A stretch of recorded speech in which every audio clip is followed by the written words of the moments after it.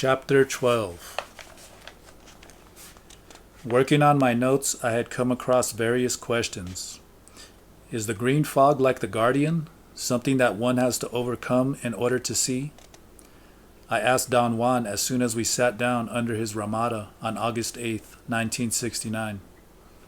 Yes, one must overcome everything, he said. How can I overcome the green fog? The same way you should have overcome the guardian, by letting it turn into nothing. What should I do? Nothing. For you, the green fog is something much easier than the guardian. The spirit of the waterhole likes you, while it certainly was not your temperament to deal with the guardian. You never really saw the guardian. Maybe that was because I didn't like it. What if I were to meet a guardian I liked? There must be some people who would regard the guardian I saw as being beautiful. Would they overcome it because they liked it? No, you still don't understand. It doesn't matter whether you like or dislike the guardian. As long as you have a feeling toward it, the guardian will remain the same, monstrous, beautiful, or whatever. If you have no feeling toward it, on the other hand, the guardian will become nothing and will still be there in front of you. The idea that something as colossal as the guardian could become nothing and still be in front of my eyes made absolutely no sense. I felt it was one of the illogical premises of Don Juan's knowledge. However, I also felt that if he wanted to, he could explain it to me. I insisted on asking him what he meant by that. You thought the guardian was something you knew. That's what I mean. But I didn't think it was something I knew. You thought it was ugly. Its size was awesome. It was a monster. You know what all those things are. So the guardian was always something you knew. And as long as it was something you knew, you did not see it. I have told you already, the guardian had to become nothing, and yet it had to stand in front of you. It had to be there, and it had, at the same time, to be nothing. How could that be, Don Juan? What you say is absurd. It is, but that is seeing. There is really no way to talk about it. Seeing, as I said before, is learned by seeing. Apparently you have no problem with water. You nearly saw it the other day. Water is your hinge. All you need now is to perfect your technique of seeing. You have a powerful helper in the spirit of the waterhole. That's another burning question I have, Don Juan. You may have all the burning questions you want, but we cannot talk about the spirit of the waterhole in this vicinity. In fact, it is better not to think about it at all. Not at all. Otherwise the spirit will trap you, and if that happens, there is nothing a living man can do to help you. So keep your mouth shut and keep your thoughts on something else. Around 10 o'clock the next morning, Don Juan took his pipe out of its sheath, filled it with smoking mixture, then handed it to me, and told me to carry it to the bank of the stream. Holding the pipe with both hands, I managed to unbutton my shirt and put the pipe inside and hold it tight. Don Juan carried 2 straw mats and a small tray with coals. It was a warm day. We sat on the mats in the shade of a small grove of brea trees at the very edge of the water.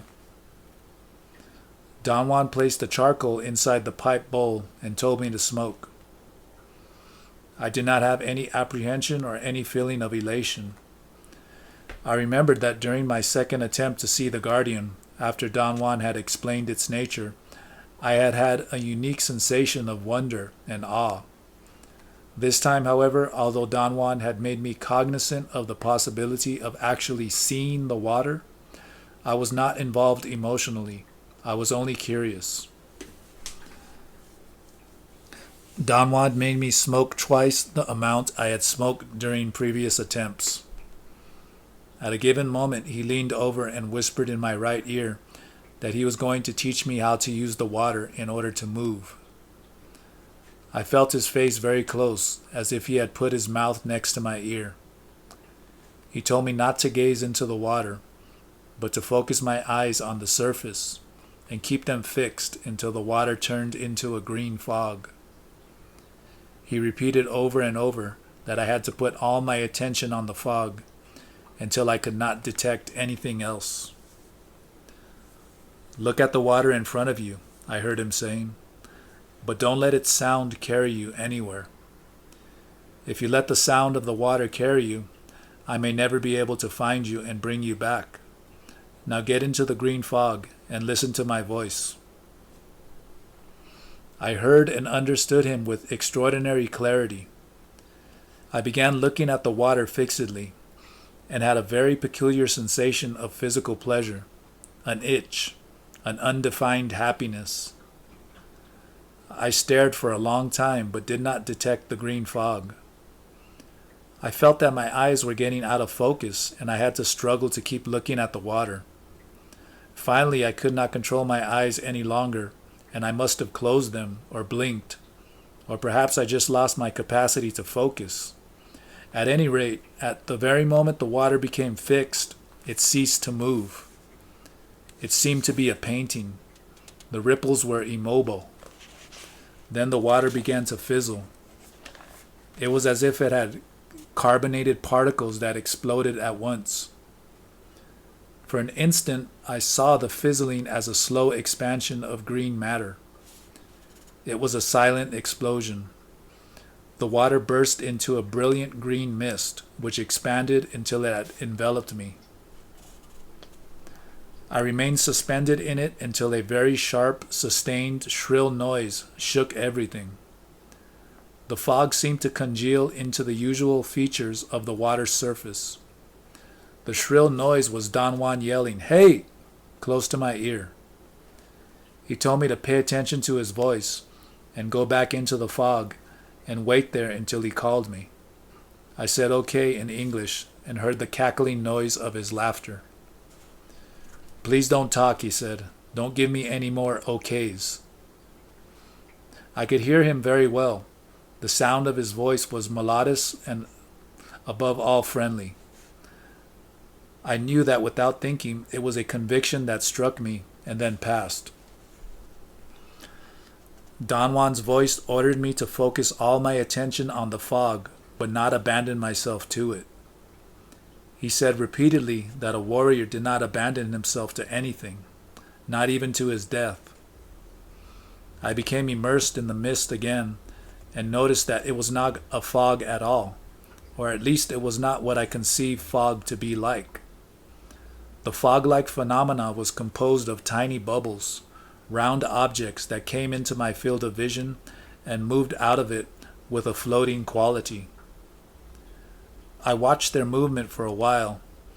Then a loud, distant noise jolted my attention, and I lost my capacity to focus and could no longer perceive the tiny bubbles. All I was aware of then was a green, amorphous, fog-like glow. I heard the loud noise again, and the jolt it gave me dispelled the fog at once, and I found myself looking at the water of the irrigation ditch. Then I heard it again, much closer. It was Don Juan's voice. He was telling me to pay attention to him, because his voice was my only guide.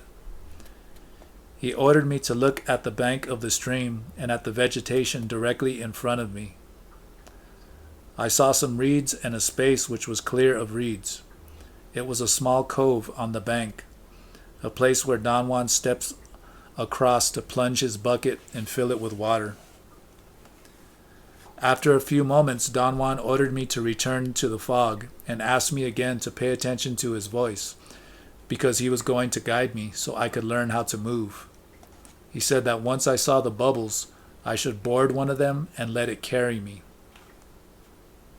I obeyed him and was at once surrounded by the green mist, and then I saw the tiny bubbles. I heard Don Juan's voice again as a very strange and frightening rumble. Immediately upon hearing it, I began losing my capacity to perceive the bubbles. "Mount one of those bubbles," I heard him saying. I struggled to maintain my perception of the green bubbles and still hear his voice.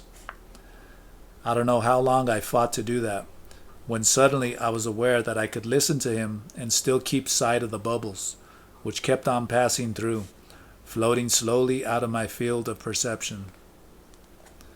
Don Juan's voice kept on urging me to follow one of them and mount it. I wondered how was I supposed to do that, and automatically I voiced the word how. I felt that the word was very deep inside me, and as it came out, it carried me to the surface. The word was like a buoy that emerged out of my depth. I heard myself saying how, and I sounded like a dog howling.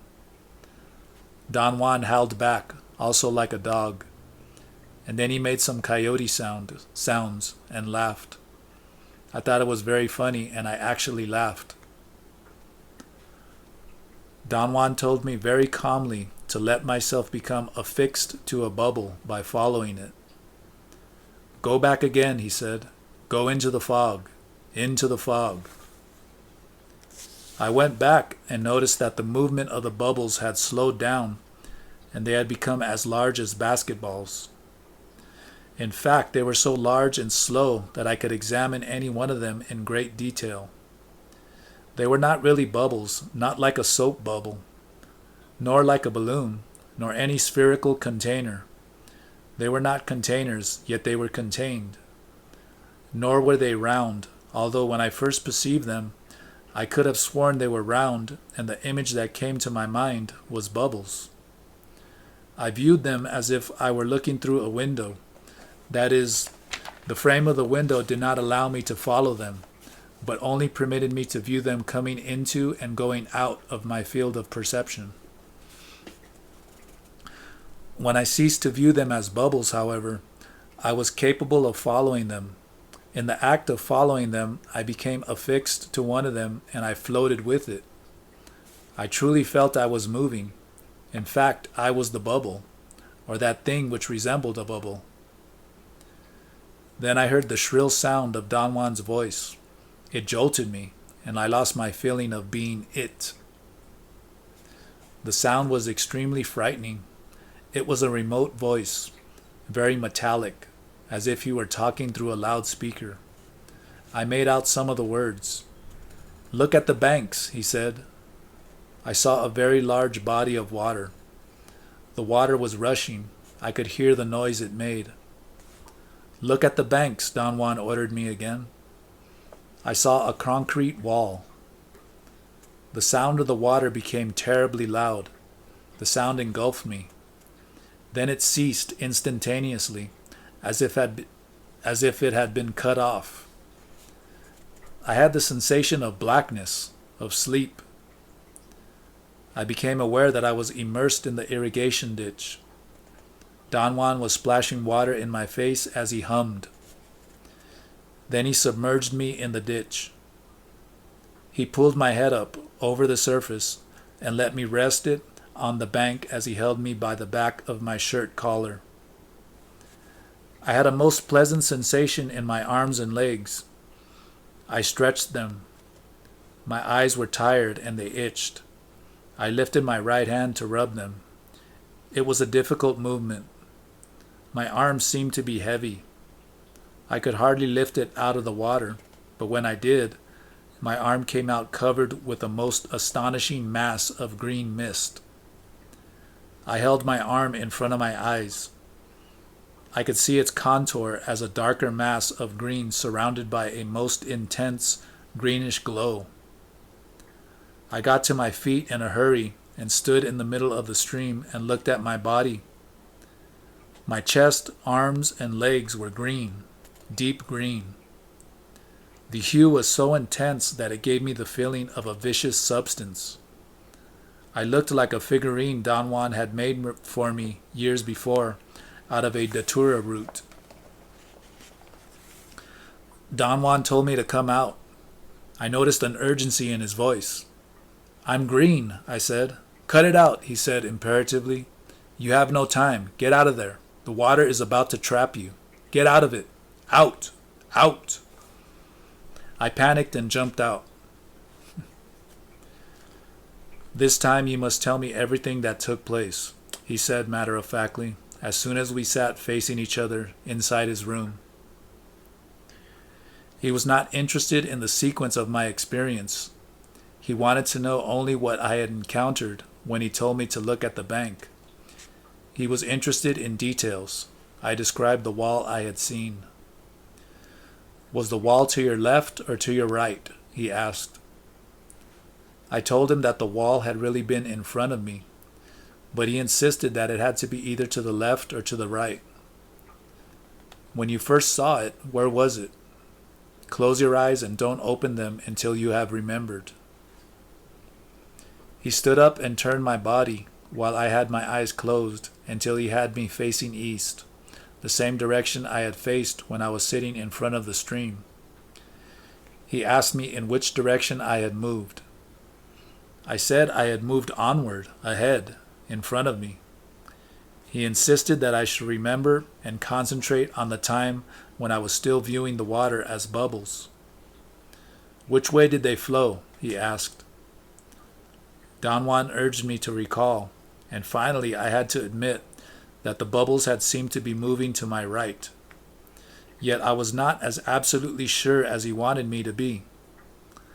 Under his probing, I began to realize that I was incapable of classifying my perception.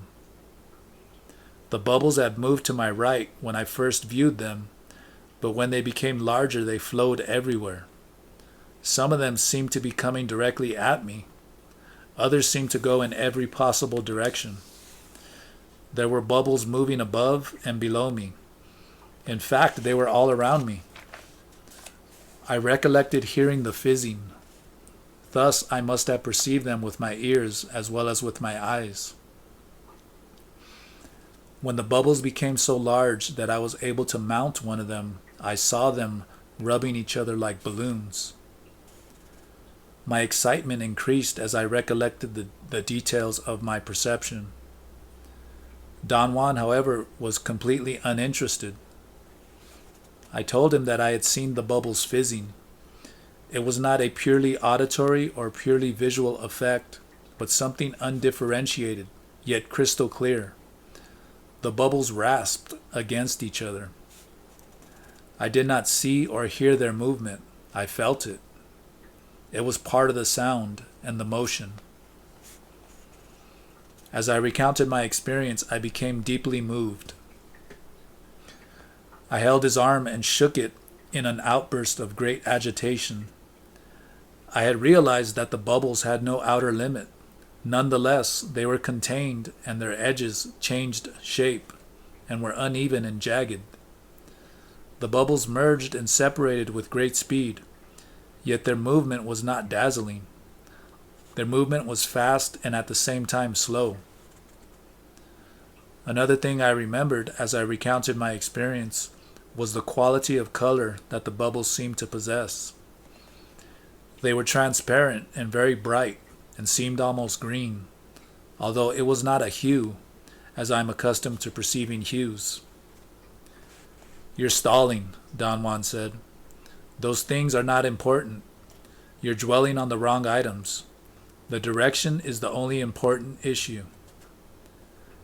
I could only remember that I had moved without any point of reference, but Don Juan concluded that since the bubbles had flowed consistently to my right, south at the beginning, the south was the direction with which I had to be concerned. He again urged me imperatively to recollect whether the wall was to my right or my left. I strained to remember. When Don Juan called me and I surfaced, so to speak, I think I had the wall to my left. I was very close to it and was able to distinguish the grooves and protuberances of the wooden armature or mold into which the concrete had been poured. Very thin strips of wood had been used, and the pattern they had created was compact. The wall was very high. One end of it was visible to me, and I noticed that it did not have a corner, but curved around. He sat in silence for a moment, as if he were thinking how to decipher the meaning of my experience. He finally said that I had not accomplished a great deal, that I had fallen short of what he expected me to do. What was I supposed to do? He did not answer, but made a puckering gesture with his lips. You did very well, he said. Today you learned that a brujo uses the water to move. But did I see? He looked at me with a curious expression. He rolled his eyes and said that I had to go into the green mist a good many times until I could answer that question myself. He changed the direction of our conversation in a subtle way, saying I had not really learned how to move using the water, but I had learned that a brujo could do that, and he had deliberately told me to look at the bank of the stream so I could check my movement. You move very fast, he said, as fast as a man who knows how to perform this technique. I had a hard time keeping up with you. I begged him to explain what had happened to me from the beginning. He laughed, shaking his head slowly, as though in disbelief. You always insist on knowing things from the beginning, he said. But there's no beginning. The beginning is only in your thought. I think the beginning was when I sat on the bank and smoked, I said. But before you smoked, I had to figure out what to do with you, he said. I would have to tell you what I did, and I can't do that, because it would take me to still another point. So perhaps things would be clearer to you if you didn't think about the beginnings. Then tell me what happened after I sat on the bank and smoked. I think you have told me that already, he said, laughing. Was anything I did of any importance, Don Juan? He shrugged his shoulders. You followed my directions very well and had no problem getting into and out of the fog. Then you listened to my voice and returned to the surface every time I called you. That was the exercise. The rest was very easy. You simply let the fog carry you. You behaved as though you knew what to do. When you were very far away, I called you again and made you look at the bank so you would know how far you had gone.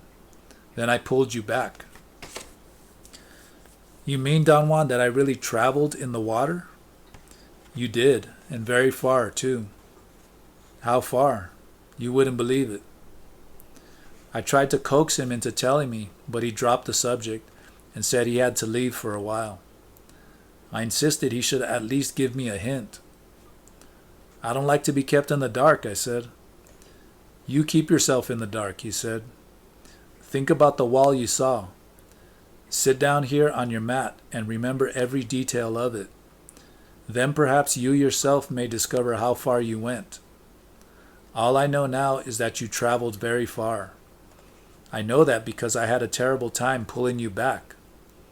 If I had not been around, you might have wandered off and never returned, in which case all that would be left of you now would be your dead body on the side of the stream. Or perhaps you might have returned by yourself. With you, I'm not sure.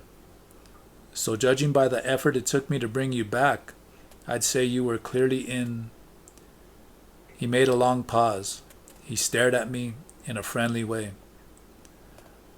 I would go as far as the mountains of central Mexico, he said. I don't know how far you would go. Perhaps as far as Los Angeles, or perhaps even as far as Brazil. Don Juan returned the next day, in the late afternoon. In the meantime, I had written down everything I could recollect about my perception. While I wrote, it occurred to me to follow the banks up and down the stream in each direction and corroborate whether I had actually seen a feature on either side that might have elicited in me the image of a wall. I conjectured that Don Juan might have made me walk in a state of stupor and then might have made me focus my attention on some wall on the way. In the hours that elapsed between the time I first detected the fog and the time I got out of the ditch and went back to his house, I calculated that if he had made me walk, we could have walked at the most 2.5 miles. So I followed the banks of the stream for about 3 miles in each direction, carefully observing every feature which might have been pertinent to my vision of the wall. The stream was, as far as I could tell, a plain canal used for irrigation. It was 4 to 5 feet wide throughout its length, and I could not find any visible features in it that would have reminded me or forced the image of a concrete wall. When Don Juan arrived at his house in the late afternoon, I accosted him and insisted on reading my account to him. He refused to listen and made me sit down. He sat facing me. He was not smiling. He seemed to be thinking, judging by the penetrating look in his eyes, which were fixed above the horizon. "I think you must be aware by now," he said in a tone that was suddenly very severe, "that everything is mortally dangerous. The water is as deadly as the guardian. If you don't watch out, the water will trap you. It nearly did that yesterday. But in order to be trapped, a man has to be willing. There's your trouble. You're willing to abandon yourself." I did not know what he was talking about. His attack on me had been so sudden that I was disoriented. I feebly asked him to explain himself. He reluctantly mentioned that he had gone to the water canyon and had seen the spirit of the waterhole, and had the profound conviction I had flubbed my chances to see the water. "How?" I asked, truly baffled. "The spirit is a force," he said, "and as such, it responds only to strength. You cannot indulge in its presence." "When did I indulge?" "Yesterday, when you became green in the water." "I did not indulge. I thought it was a very important moment, and I told you what was happening to me."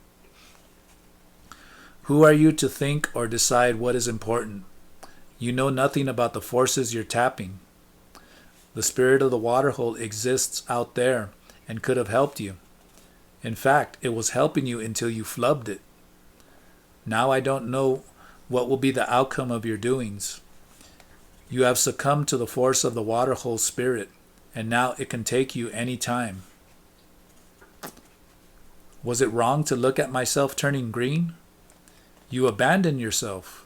You willed to abandon yourself. That was wrong. I have told you this already, and I will repeat it again. You can survive in the world of a brujo only if you are a warrior. A warrior treats everything with respect and does not trample on anything unless he has to. You did not treat the water with respect yesterday. Usually you behave very well. However, yesterday you abandoned yourself to your death, like a goddamn fool. A warrior does not abandon himself to anything, not even to his death. A warrior is not a willing partner. A warrior is not available. And if he involves himself with something, you can be sure that he is aware of what he is doing. I did not know what to say. Don Juan was almost angry. That disturbed me. Don Juan had rarely behaved in such a way with me. I told him that I truly had no idea I was doing something wrong. After some minutes of tense silence, he took off his hat and smiled, and told me that I had gained control over my indulging self. He stressed that I had to avoid water and keep it from touching the surface of my body for 3 or 4 months. "I don't think I could go without taking a shower," I said. Don Juan laughed until tears rolled down his cheeks. "You can't go without a shower? At times you're so weak I think you're putting me on. But it is not a joke. At times you really have no control, and the forces of your life take you freely." I raised the point that it was humanly impossible to be controlled at all times. He maintained that for a warrior there was nothing out of control. I brought up the idea of accidents and said that what happened to me at the water canal can certainly be classed as an accident, since I neither meant it nor was I aware of my improper behavior. I talked about different people who had misfortunes that could be explained as accidents. I talked especially about Lucas, a very fine old Yaqui man who had suffered a serious injury when the truck he was driving overturned. It seems to me it is impossible to avoid accidents, I said. No man can control everything around him. True, Don Juan said cuttingly, but not everything is an unavoidable accident. Lucas doesn't live like a warrior. If he did, he'd know that he is waiting and what he is waiting for, and he wouldn't have driven that truck while he was drunk. He crashed against the rock's side of the road because he was drunk and mangled his body for nothing. Life for a warrior is an exercise in strategy, Don Juan went on. But you want to find the meaning of life. A warrior doesn't care about meanings. If Lucas lived like a warrior, and he had a chance to, as we all have a chance to, he would set his life strategically. Thus, if he could avoid an accident that crushed his ribs, he would have found means to offset that handicap, or avoid its consequences, or battle against them. If Lucas were a warrior, he wouldn't be sitting in his dingy house dying of starvation. He would be battling to the end. I posed an alternative to Don Juan, using him as an example, and asked him what would be the outcome if he himself were to be involved in an accident that severed his legs. If I cannot help it and lose my legs, he said, I won't be able to be a man anymore, so I will join that which is waiting for me out there. He made a sweeping gesture with his hand to point all around him. I argued that he had misunderstood me. I had meant to point out that it was impossible for any single individual to foresee all the variables involved in his day-to-day actions. All I can say to you, Don Juan said, is that a warrior is never available. Never is he standing on the road waiting to be clobbered. Thus he cuts to a minimum his chances of the unforeseen. What you call accidents are, for the most time, very easy to avoid, except for fools who are living helter-skelter. It is not possible to live strategically all the time, I said. Imagine that someone is waiting for you with a powerful rifle with a telescopic sight. He could spot you accurately 500 yards away. What would you do? Don Juan looked at me with an air of disbelief and then broke into laughter. What would you do? I urged him. If someone is waiting for me with a rifle with a telescopic sight, he said, obviously mocking me. If someone is hiding out of sight waiting for you, you won't have a chance. You can't stop a bullet. No, I can't, but I still don't understand your point. My point is that all your strategy cannot be of any help in a situation like that. Oh, but it can. If someone is waiting for me with a powerful rifle with a telescopic sight, I simply will not come around.